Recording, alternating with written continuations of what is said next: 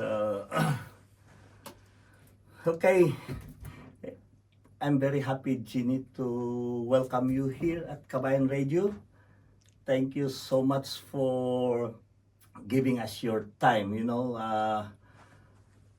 travel from Auckland going down south just to see or met our different people here in the south. So, and also I would like to thank you for Sarah Jane that brings you here. And I am so excited to know more about you. Mabuhay, and thank you so much for having me here on Kabayan Radio. And really, really pleased to meet you as one of our local community leaders for the Filipino community. And you know, I am the one who's blessed, I and Labour, to have Sarah Jane working for us.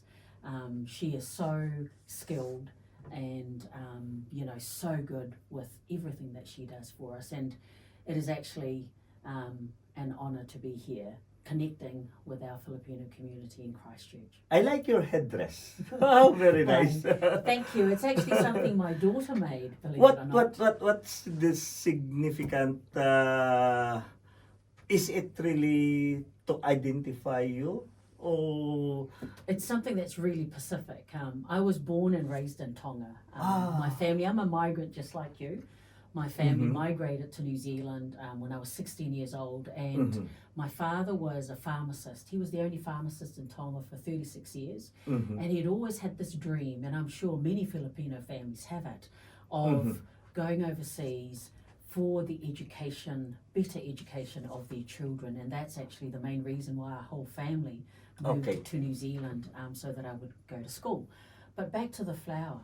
It is something that we Pacific use a lot. We wear a lot. If you go to Tonga or if you go to Samoa or to Hawaii, you would see people wearing a flower in their hair. And it's just something that has become a habit of mine, wearing a flower almost every day. because you know why? Me too.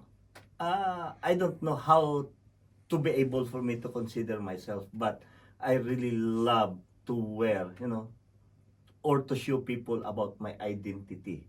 I am a Filipino. Yeah. So, in many instance events, if I will be attending, I could be able to make my identity stand. That is, I am here in New Zealand. And that is really important, you know. There are so many Filipinos in Aotearoa, New Zealand now.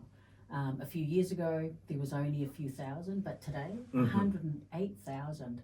And Yeah. what we know from the census data in 2023 is the largest concentration of Filipinos is right here in Christchurch. And we still have a lot over there. There were still 110 million. We're gonna have to bring it here. And of course, you're here because we, as a country, need your skills, right? So we come asking for your building and construction skills, as well as your health expertise in terms of nurses. And we know that there are quite a number of teachers now who are Filipinos in our schools. Yeah. And when you have that many Filipino students, it is important to actually have teachers also who are Filipinos. Yeah.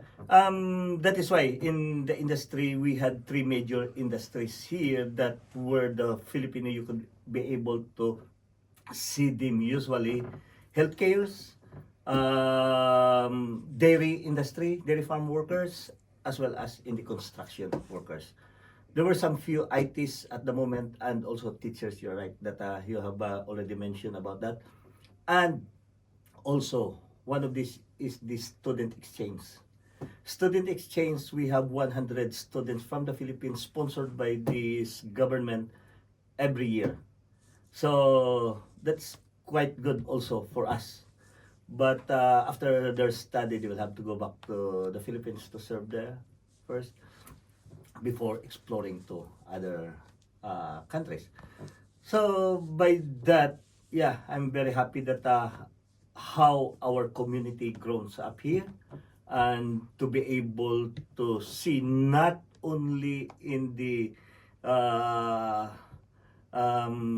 in different industries, and I can see now starting entering into the politics. It is really important, right? So we Mhm. have two Filipino MPs now in Parliament, Mhm. Paula Garcia, Mhm. and we also have Francisco Hernandez in the Green Party. Oh. We don't yet have. I have not met him yet. Right, he. The I think Green he's Party. in Dunedin. I think he lives in Okay. Dunedin. What we don't yet have is a Filipino representative in our party, because I'm a Labor member of Parliament, a Labor MP. But I do want to actually talk a little bit about what we do as MPs, Yeah. because the local MP in this area with the largest number of Filipinos actually is the Wigram MP, the Honourable Megan Woods. She has over 5,400 Filipinos living in her electorate, and that is actually the largest number of Filipinos in any of the electorates in New Zealand. But what I wanted to let our Filipino community who listen to your radio show know is, as members of Parliament, we are paid already because we work for government. And if you have any issues whatsoever with any government department, say for instance if you have an issue with housing, if you have an issue with immigration, if you have an issue with migrant exploitation, for instance, and sometimes even if you have an issue with schools. So just last week, just to give you an example, we had an issue with one of the schools in my electorate, because I am a South Auckland Member of Parliament. My electorate is called Pamir Otahu, and it was with school lunches. And the school lunches, basically the agreement with the school, Papatoetoe Intermediate School, was that the school lunches for our ethnic community is going to be halal certified. But what we found out was actually it wasn't actually halal certified. The food provider said it was halal friendly, even though we have no idea what halal friendly means. But that's also an example of, if there is an issue, the school, whether it's the teachers or the principals, comes to their local MPs, and then we advocate on behalf of all of the students who attend the school. There are so many things that we can assist our Filipino community with, and we actually don't charge because the government already pays for our wages. But what you do have to do if you're a constituent living in our electorate, is you have to sign a form to authorise us to advocate on your behalf. So another example is when our constituents become homeless, they can also go to a Member of Parliament. We have a different way of advocating to Okay. ensure that we can do as much as possible to address that issue. Or if you have an issue with a health provider, for instance, there is an MP has a way of advocating on behalf of you. So what you are saying is we can also avail that here within our locality Yes. under that. Everywhere you live, there's a local Member of Parliament, right? There's 123 of us right across the country, including the Prime Minister. So his electorate is Botany. It's one of the neighbouring electorates to me, in Pamir Otahu. But for all of the Filipinos that live here in Christchurch, they each have a local MP. They may not be Labor MPs. They may be national MPs like Paulo Garcia. But all of those members of Parliament, they can advocate and work for you and on your behalf. Yeah. And So I encourage all of you to reach out, because I think we're that happy is to what help. we are needing here. There were only few people who are indulging into let's say it's advocating from the MPs or from the people from the government to our community. There will be someone who needs to bridge that, because people, they're so lazy to now I'm, or maybe they are already confident, okay, I'm earning, I'm doing this, I can fund myself. But in here, what you are saying is there were still a lot of things that we need to get help from our MPs or to MPs. our local people, or just like the here in our city, So our local officers could be able to help us all of those. I'll give you another example. So, in terms of immigration, there are certain things that MPs are not allowed to do. The law doesn't allow us to do certain things. However, the case that has just been approved of an Indian child that was born here to overstayers, right? Mr. Kumar, 18 years old, he was already told by immigration, given the letter, to he was going to be deported together with his parents. Now that was the intervention of local MPs to ensure that the case was exposed in the media, if you like. And after a lot of pressure from the public, after the case was exposed in the media, but with the support of the local MPs, I'm not saying that that will always happen because it's a rare case that it happens, but that is also a role that there are ways of advocating, even when you've gotten a letter that you need to leave the country. An MP could intervene on your behalf. I would encourage you at that stage to pray, because there's always a higher power that is more powerful than all of us. But all I'm saying is that those are also things that an MP can intervene and advocate strongly on your behalf for. That's nice, because I remember one of the leaders of our community here who organized that federation for all Filipino dairy farm workers. I think it was the MP who helped him to get that residency before. It's a long time ago. Yeah. When we first came here, that was before the earthquake, and it was really effective. It was really good. Yeah. If the MP will advocate in behalf of you. We do. And it's not something we advocate because we don't want to make it seem like we can always get the result that the family Case to want. case. It's a case. But that is a good by thing, case, yeah. That is a good thing that we will let them know and build up their relationship to, go. You need to go to your local MPs. Make friends, make relation, because that is where we could be able to get support in the future in case, just like what unexpected things happen. I know MPs could be able to help us.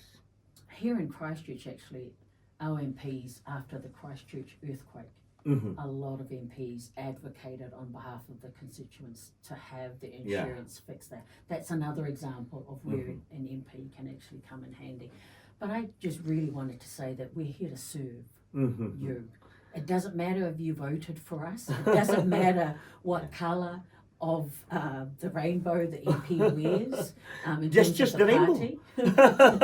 Just choose the rainbow so you have everything. Well, once you become the Member of Parliament, you serve everybody in the constituency. So it really doesn't matter whether it's a Labour. Maybe I need you in the Parliament.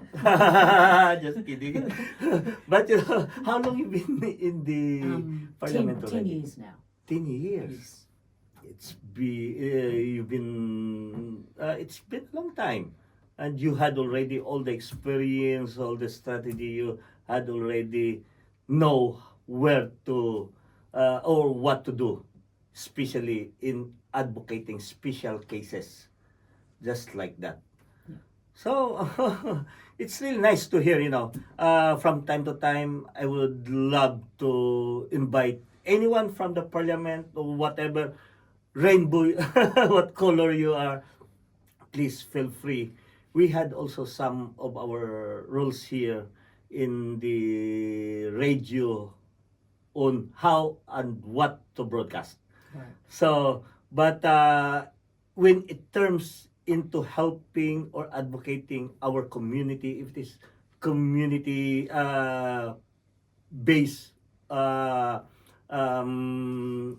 resources, so we are always trying to encourage everyone to come, feel free, and invite them to speak and to let everyone know, especially in our community, that some people doesn't really give those importance to how the government work. they don't want to know, and there were also some just focus into what they are doing. Right. So, but trying to say it's still good to get involved with the community. And what about ethnicity?